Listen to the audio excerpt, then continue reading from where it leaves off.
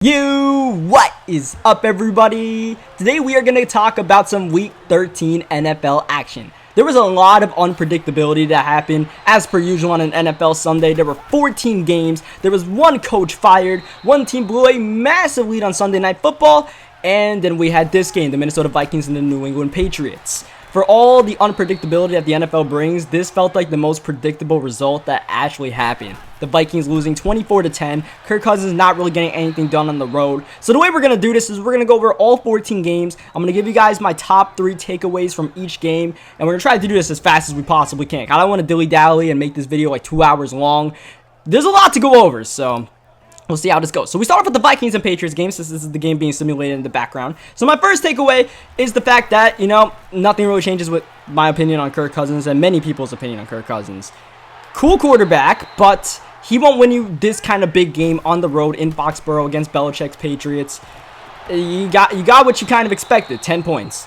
And Kirk didn't play terrible, but it's just not really who Kirk Cousins is to really light it up. The only big game that we've really seen Kirk Cousins light it up and show up to this season, where he needed to show up, was the Rams game. Because they were putting up points on that Thursday Night Football game, but the Rams just happened to outscore them. And even in that game, the Vikings folded down the stretch. I believe Kirk fumbled the ball on the game-tying drive. So that's my first thought. And, with this offense the way it's shaped, or actually the New England Patriots defense the way it's shaped, I should say, you knew they were going to double Adam Thielen. That's just what they do. They try to take away your top receiver, and they sent the McCourty brothers and Adam Thielen. And to me, it felt like, beyond Kirk Cousins, it felt like the Vikings' game plan was a bit flawed. They didn't run the ball enough, it feels like. Like, on the New England Patriots, you probably would rather run the ball than pass the ball as many times with Kirk Cousins, because you just got to accept the fact that Kirk Cousins is not that guy, even though they just keep on letting him sling it and sling it. You got all the weapons, but Dalvin Cook and Latavius Murray are two capable running backs. And if you look at the Monday morning quarterback score sheet, Dalvin Cook had 84 yards rushing on 9 carries. Why did he not get more carries, right? That seems like something obvious, like an obvious flaw with the Vikings game plan. Just in general, they didn't feel like they ran the ball enough, and they only got 10 points, so the passing game clearly wasn't there. And my second point I want to make is that the Patriots, there is a slight chink in their armor. This isn't prime New England Patriots, Tom Brady, Bill Belichick Patriots, because if this was prime Patriots offense and defense, they would have put this game away well beyond when they actually put this game away. 24-10, but the Patriots got off to that early lead, and they kind of just stumbled their way through the rest of the game, just doing just enough to win. More importantly, the Vikings were doing just enough to lose, and the main thing is they weren't able to really run the ball. This is a great Vikings defense. Like, it's not like Brady had a bad game. He still had almost I believe he actually did have over 300 yards passing against this defense. So Brady did his job. It's just, the Patriots don't exactly have the weapons this year. Like Edelman, he's getting older. He still might not be 100%. Gronk has these major mysterious injury question marks above him, and he hasn't really balled out in a while. Like, we haven't seen Gronk be Gronk. He only had a couple of catches today, didn't have many impact plays. And then Sonny Michel was not able to get anything going on the ground game, which is expected against this Vikings defense. Michel's a rookie. I don't think anybody really expected him to absolutely break out, because he's been a bit inconsistent this year. But my takeaway from the Patriots is that their passing game, it seems to come and go. Because Gronk's not exactly dominating right now. Edelman's not exactly dominating his matchups. Josh Gordon, his nickname is Flash Gordon, because his production comes and goes in short flashes as he gets a touchdown on cue in this game. But yeah, so that is a bit of a problem with the Patriots, but not a big problem. I would still consider them the favorites in the AFC just because they are the Patriots. And plus, their defense seems to be peaking. Their offense, it's a little bit questionable. You'd think the Patriots will have this more figured out at this point in the year. This is usually when they peak. But the defense looked pretty good today, because the Vikings definitely have weapons in the passing game. The McCourty brothers took away Thielen. Diggs got a couple of catches. Rudolph was held in check. And, you got, like, the linebackers are playing well. Van Noy, Hightower, Roberts had a couple of tackles. The secondary, like I said, they're doing their thing. And you got Trey Flowers inside. He's a game wrecker. So the Patriots defense, it looks like the defense has the pieces to help them make a Super Bowl push, which is big, because this defense needs to improve from what they were last season when they got stomped by the Eagles, by Nick Foles in the Super Bowl. Because this year it doesn't feel like the Patriots, if they get into a shootout in the Super Bowl, can, put up those 40 points or whatever. Have Brady put up 500 yards. It's Brady, so maybe they can. Just for the pure fact it's Brady, but not because of the weapons that they have. But the defense looks good, so The Patriots, all in all, a good win for them. And this was a more important game for the Vikings than the Patriots by far. The Patriots is just trying to get that first round bye, trying to get home field. The Vikings really need this game for their playoff chances. They're now in that dire situation of battling for the 6th seed in the NFC. So we move on to the next game, Chargers and Steelers. The first takeaway from that game was that was a season-defining game for the Chargers. They definitely needed that win, not really because they needed it for playoff picture. They could have probably dropped this game and still make the playoffs, still get that first wildcard spot in the AFC, but they needed to prove to everybody, and more importantly themselves, that they can win these kind of games. They can win on the road in Pittsburgh. This is a game that they're going to have to win in the playoffs. They're going to have to be on the road in the playoffs. And it looked like the Chargers were not about that life. It looked like they weren't about that primetime life in the first half. Even though Rivers was playing pretty well, they didn't have many points on the board. But, the Steelers had some questionable coverage on Keenan Allen, and Phillip Rivers, I felt like played potentially his second best game of the NFL this season, besides the last week's game. Phillip Rivers is hot right now. Phillip Rivers is having one of his best seasons, and even without Melvin Gordon, it seemed like without Melvin Gordon, their offense seemed hindered. But Justin Jackson really stepped up in that second half, had some big runs, some big plays. And in the first half, it seemed like the Chargers defense was the ones that kept them in the game. And that's the big point. The Chargers defense needs to be good enough to keep them in these kind of games, which it was a big question. It was more Steelers mistakes, but Derwin James had the big interception and kind of held it in check. Derwin James was making big plays, and then once the second half started, Mike Williams had one big drive. Keenan Allen was constantly torching them. Then the Steelers went off sides like 50 times. So the second point, the Steelers do not play 4 quarters of football, and it's very troubling. And there's just no way that anybody can confidently say, yeah, I got the Steelers going to the Super Bowl right now. It's the same year, same Steelers. Big Ben, he will crap the bed in some of these games. He will make 1 or 2 very bad decisions that could potentially cost you the game.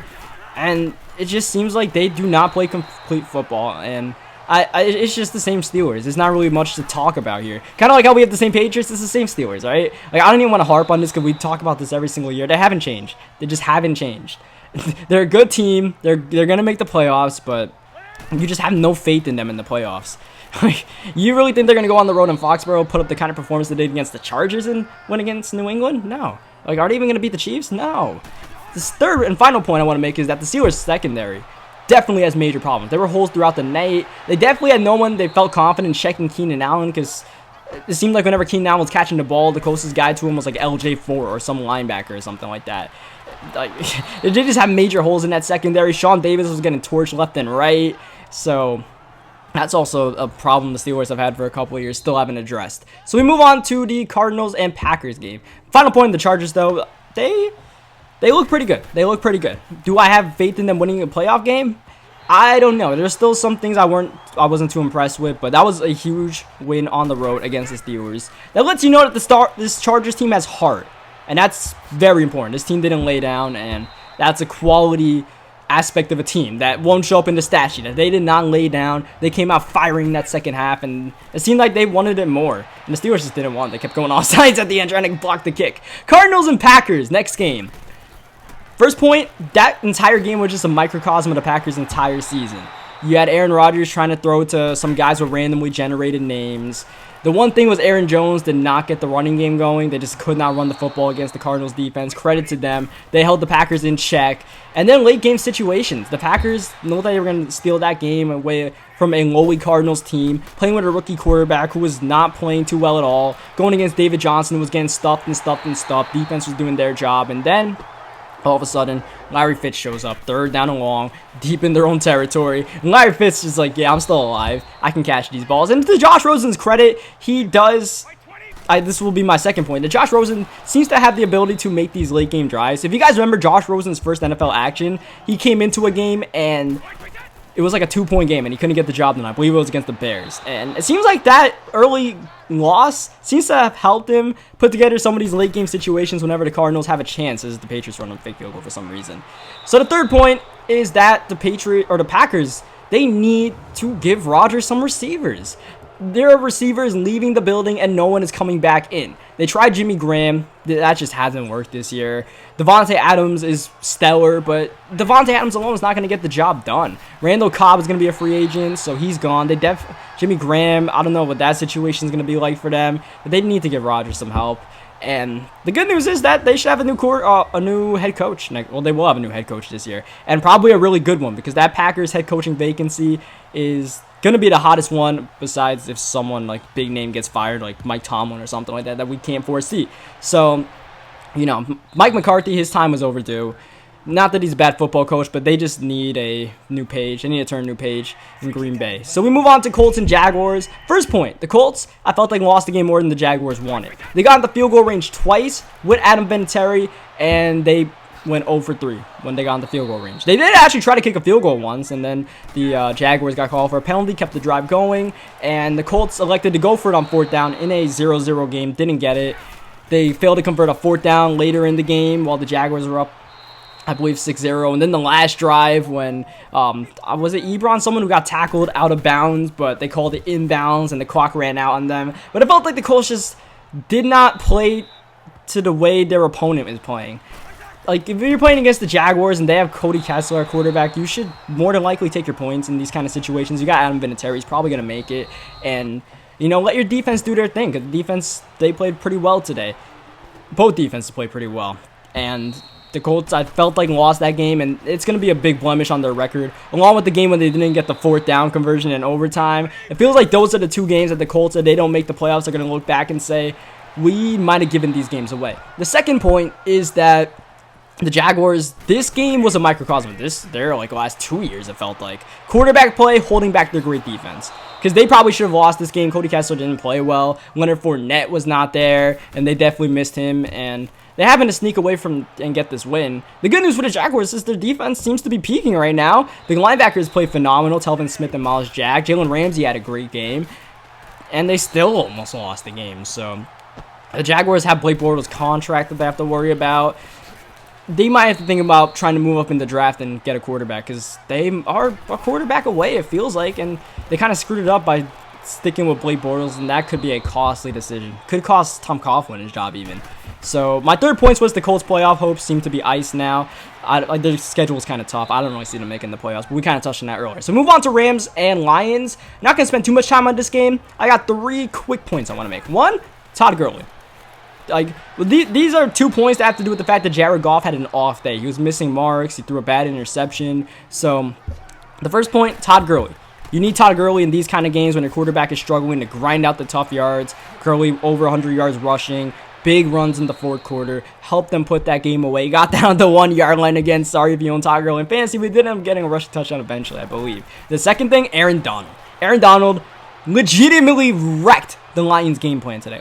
You don't really see many people one-handedly wreck a game plan besides Jason Pierre-Paul with that club. But jokes aside, Aaron Donald was amazing today. You could see his impact. He was just coming through the middle. He forced the incompletion on the Theo Riddick play that looked like it was going to be a touchdown near the goal line. He was coming through the middle, forcing turnovers. It was just amazing to see Aaron Donald. It's like prime J.J. Watt stuff. Not something you see too often, like a once-in-a-generation kind of talent. So that was pretty cool to watch. The third thing, we're going to talk about the Lions really quick. The Lions, they just lacked talent more than anything else in that game offensively. No Johnson, no Marvin Jones. You trade away Golden Tate, and that's just the result. That's what they're gonna do. The Rams defense didn't play phenomenal. It's just that Stafford didn't play too great. Stafford kind of tried to force stuff that weren't there, but the Lions just did not have the talent offensively to play against the Rams. And plus the Rams got to keep Talib back, which is pretty big. So we move on to Ravens and Falcons. The first thing I want to talk about is Lamar Jackson's game management skills, because this Ravens team can make a playoff push. They have the defense, once again, to make a playoff push. And if Lamar Jackson's going to be the quarterback, he has to learn how to manage games better. I always think about Russell Wilson as far as managing the offense well enough to win with a great defense when they won the Super Bowl. Because Russell Wilson was young, and he did just enough to help them win. Lamar Jackson needs to channel a little bit of that, because, as well as his rushing ability is, and it helps opens up running lanes for Gus Edwards, he still almost lost the game for them with some missed open throws, the fumble that ended up in a Vic Beasley scoop and score when they were deep in Falcons territory. So Lamar Jackson has to work on that. I feel like he should be the quarterback. And this was actually going to be my second point, that I feel like Lamar Jackson should be the quarterback unless they need Joe Flacco. Like, they are losing in a game 21-0 with their playoff hopes on the line. Kind of like the way Peyton Manning came in for Brock Osweiler when they needed that home field advantage and then Peyton took over the reins. That's the only way I feel like Lamar Jackson should lose this starting job right now, because his ability matches what the Ravens want to do, which is true clock, rely on their defense, don't turn the ball over. You just has to not turn the ball over. And the final part about the Falcons is that Julio Jones and Calvin Ridley got absolutely shut out. It was a bit surprising how much, especially Julio Jones, got shut down. 8 targets, only 2 catches. Couldn't make some catches in traffic, and that's pretty troubling for the Falcons, because what are they going to do? If Julio Jones gets shut down against great defense, they're kind of screwed. At least Deion Jones came back and had a pretty good game. Bills and Dolphins. I felt like the Bills missed out on winning a winnable game. I felt like they had more opportunities to win the game, but they just didn't take advantage. Credit to the Dolphins. They did take advantage of the opportunities they had, 3 touchdowns on 3 chances.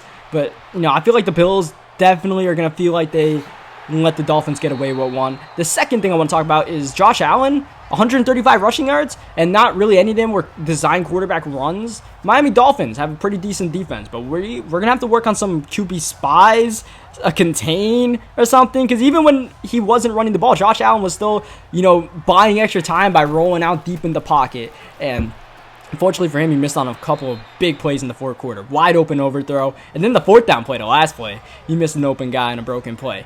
So my final point about the Dolphins is I feel like they should be trying to run the ball more with Kenny and Drake and Frank Gore to just rely on their defense, because they are what they are. Kind of like the way the Ravens realized they are what they are. It feels like the Dolphins should try to get more of a ground game going, but that's been a problem with the Dolphins in the entire Adam Gase era. It feels like they never run the ball as often as they should, and that's just gonna be a problem that's probably just gonna kill them off at some point this season. Panthers and Bucs.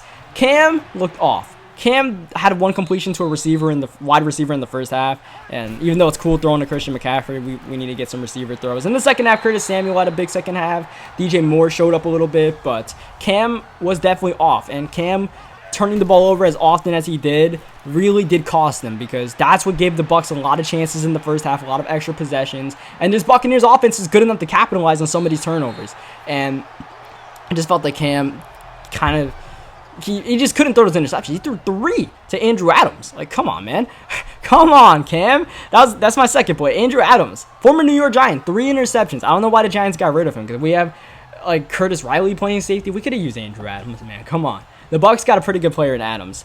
And the second part, or final part now I want to talk about is the Bucs. It feels like that this is going to be a lost season for them. It feels like they missed out on a lot of chances to win games that could have put them in the playoffs, but their quarterback situation kind of held them back, or just their defense. You think about the Steelers game, that was a winnable game during the Fitzmagic era. The Falcons game, they were so close to winning that game. The Giants, they had to take care of the Giants and didn't. The Bengals game, they kind of blew it. And because even though they almost came back and won that game, and then they blew it at the last second. And then the Redskins game, Ryan Fitzpatrick was a turnover machine, and the Redskins weren't playing that well offensively. So it feels like this season the Bucs had the pieces to make the playoffs, just good enough to get the 6th seed. And they're not late game execution, but just in-game execution kind of is going to cost them. So we'll see what they do next year. Obviously, they're going to bring back Jameis, but who knows how well this team's going to be next year. At least Chris Godwin looks good, right? Broncos and Bengals, very quickly. Philip Lindsay definitely was a difference maker in this game. Maybe the biggest difference maker. 157 yards on the ground. First, he was just getting the yards necessary for them. Then he gets the 1 rushing touchdown. Then busts out the 60-yard touchdown run. And definitely a big piece for that Broncos team. And if it weren't for Saquon Barkley, we'd be talking about Philip Lindsay as the best running back from the draft. And he went undrafted. The second part, kind of with that Broncos offense, is they have good pieces on the offensive end when you look at it. They got Sutton, they have Royce Freeman, they have Philip Lindsay. They just need that quarterback, man. The Broncos just still need that quarterback. I can't believe we're still talking about this, because Case Keenum didn't work. The final part, just going to talk about the Bengals really quickly. The John Ross experiment, that's done. That was John Ross. I think it's officially time to denounce him as a bust. Without A.J. Green in the lineup once again, you would think John Ross's targets would turn up, and it's just not working. The only thing I saw him do was tackle someone after an interception. It's the only thing I saw him do. So, yeah, GG's to John Ross. Browns and Texans. The Texans probably had the most impressive win today, because the Browns were a little bit hot coming into this game. Baker was playing great, and Baker's still I guess it would be my first points. How about Baker Mayfield pretty quick? Because he had a disastrous first half and still fought in the second half. And I thought that was pretty admirable because this Texans team is pretty good. And Baker was fighting out there, so I respect that. Shout out to Baker Mayfield. And Browns definitely had their quarterback. Even though Baker had a very rough first half, the fact that he showed resilience was definitely welcoming for the Browns organization. The second part now, we're talking about the Texans, is Deshaun Watson looks amazing. Ever since the Demaryius Thomas trade, they're running the ball a lot better. They have a balanced offense. Watson is just, taking whatever the defense is giving him for the most part. And Deshaun Watson plays like this in the playoffs, this team has a chance to go far. And not just that, my third point, the Texans, they feel like one of the most complete teams in the NFL, if not maybe the most complete team. Not the best team, but the most complete team. Their safety tandem is amazing. They have Andre Hall back. Thank God he came back after having Hodgkin's lymphoma, I believe it was. The same thing Eric Berry had, but he came back this season. They have the Honey Badger. They have Justin Reed, potential Defensive Rookie of the Year candidate. They have Colvin. They have Kareem Jackson. They have so many pieces. Then you look at their front seven, J.J. Watt, Merciless, Clowney, McKinley.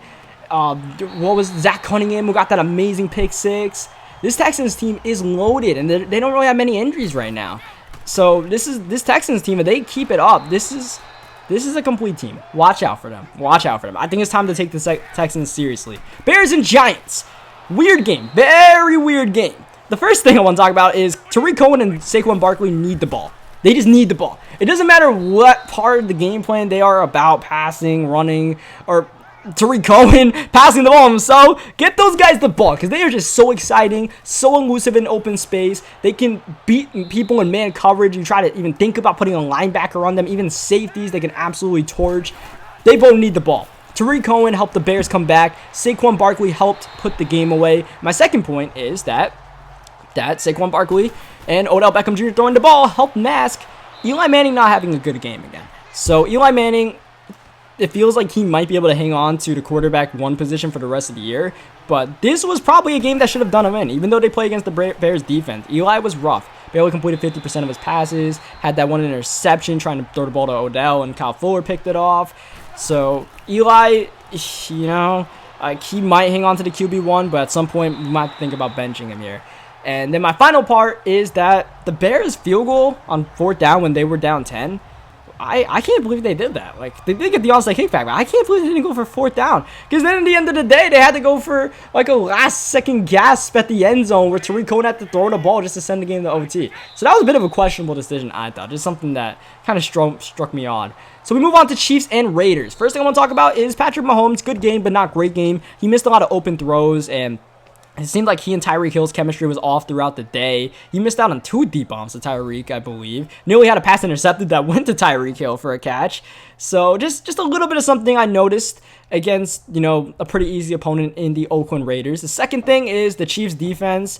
It's going to cost them in the playoffs. It's just going to cost, this Chiefs defense is going to cost them a win in the playoffs. Unless Eric Berry comes back and changes everything, which I'm not sure it's going to happen. I love Eric Berry, but I don't know if he's going to be that much of a game changer, just one guy. But this Chiefs defense is still bad enough to lose them a game, whether it's against the Texans or the Patriots or whomever in the playoffs. I still believe that. The final part is the Raiders. Come on, running backs. You guys all fumbled the ball. 3 running backs, all 3 of them fumbled the ball. Derek Carr played well enough to win the game. Jared Cook, Jordy Nelson had a throwback game. But the running backs, what do you guys... John Gruden has to be frustrated. It feels like the Raiders should have a couple more, not should have a couple more wins, but they really had a chance to have a better record than they have right now. They haven't been piss poor terrible in a lot of these games. They are a couple of plays away from winning most of these games. So, we'll see what the Raiders do next year, but they're not as bad as their record shows. I mean, they're bad. They might be one of the worst teams in football, but there's a glimmer of hope. That's what I want to say. And Derek Carr still might be the guy for them, even though he went against the Chiefs. So we move on to Jets and Titans. We're already over the time I want to spend on this video, and I'm still trying to do this as fast as possible. We have 2 more games to go over. That's the good news. Jets and Titans. First thing, Titans, I felt they got a bailout win to keep their playoff chances alive. They probably should have not won that game, but my second point, Josh McCown was just terrible that game.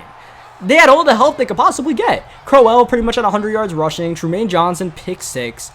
All Josh McCown had to do was put together a couple of drives, put together some first downs, help them chew clock, and he just was not there when they needed him to be. And Josh McCown, at this point is not even a serviceable backup for a team. Like, that's what he's supposed to be, a backup while Darnold is hurt, and that's not it. So get soon, Sam Darnold. And the final point I want to make about the Tennessee Titans, and this is an interesting one, is that I feel like the Tennessee Titans have an identity crisis. They don't know who they want to be right now. They don't know if they want to play smash mouth running the ball with Derrick Henry.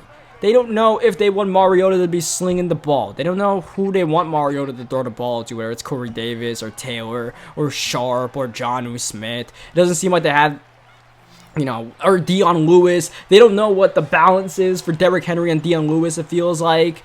On the defensive end, do they want to be run stoppers? Do they want to rely on their high-priced secondary? And this is something to do with the coaching staff that they need to establish this identity.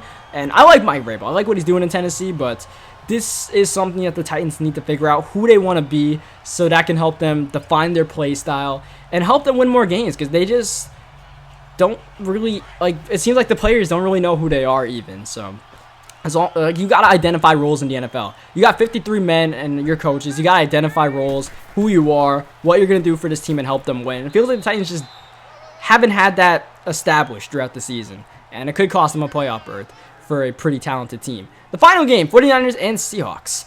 Number 1, Russell Wilson. He is, speaking of game manager Russell Wilson from back in the day, it's kind of back, Russell Wilson game manager, because they've been running the ball a ton with all those running backs they have, Carson and Davis and Penny. And Russell Wilson is just making throws when they need him to. But this isn't 2012 Russell Wilson that was just trying to do enough to win. This is Russell Wilson game manager 2.0, because Russell Wilson's the top quarterback in the league. And if you're asking him to just game manage, that's a good thing. That's a good thing. So the second point I want to make is that the Seahawks, we might have to start taking them seriously. We might have to start thinking, if the Seahawks get this 5 seed, I don't think I want to be the 3 seed in the NFC. Or the 4 seed. I don't want to be the team that goes against the Seahawks. Like, if you're the Cowboys or the Bears, most likely the 3 or 4 seeds, you want to get that 3 seed. You want to race and get these wins. And that's why the Bears loss to the Giants was so big, because, the Cowboys are starting to catch up to them. Because, even though the Bears beat the Seahawks, I would not want to play the Seahawks team in the playoffs, all right? Because they're a nasty team. They're a well-coached team. And the way they are running the football right now, this is a Marshawn Lynch Seahawks running the football, but they have a collection of running backs to make up for that. And enough weapons, just enough weapons. And Doug Baldwin's starting to get healthy now. He's starting to finally get his legs under him. And Russell Wilson, like I said, game manager Russell Wilson, that is dangerous. That's not what the league wants to see.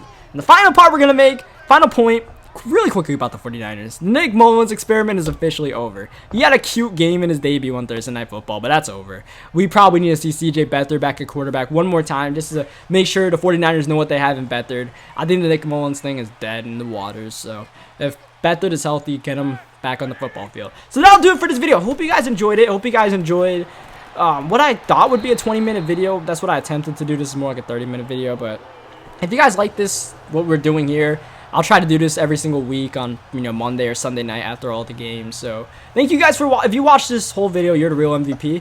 And I'll catch you guys next time.